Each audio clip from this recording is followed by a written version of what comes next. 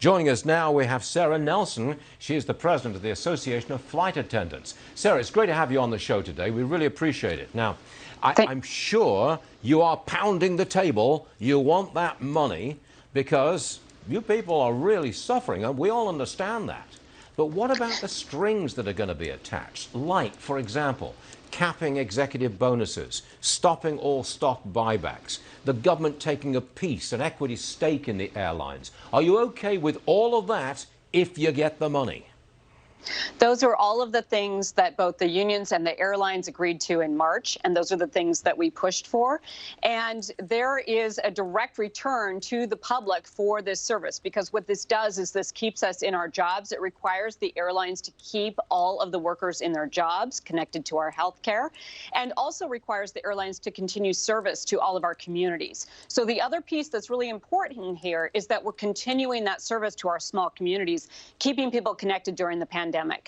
Our demand is down more than 50% right now. There's 750,000 airline jobs. And so this is about supporting a huge number of jobs with a very successful jobs and infrastructure program that has been proven, that has almost unanimous support in the Congress. And that's why we want to continue that. Now, Sarah, we just read this report that by some people think that the worst is yet to come for the airlines. Yeah. I mean, I can understand that point of view.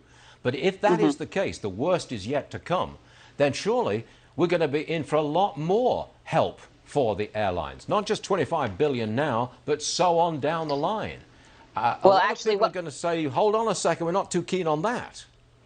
So actually what we're talking about here is continuing the requirement of keeping people in their jobs for another 6 months, continuing this service for another 6 months. What that does is that gets us 6 months closer to a vaccine. It gets us 6 months closer to a testing regimen. There are a lot of reports that say that we're going to be in a recovery place at that time. Right now, we're in the middle of the crisis, and so we should continue this successful program that has been working and is the best use of the public's money. We have this documented that it's 70% of the payroll. Those people are all taxpayers. We are taxpayers. We're continuing to pay our rents. We're continuing to spend into the economy, and we're continuing to pay our taxes.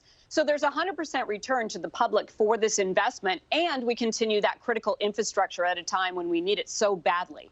Okay. Very articulate spokesperson there for more help for the government. And look, I think this point has to be made. A lot of people want you to get this money because, through no fault of your own, the airlines have been shut down. Through no fault of your own, you're out of a job and out of income.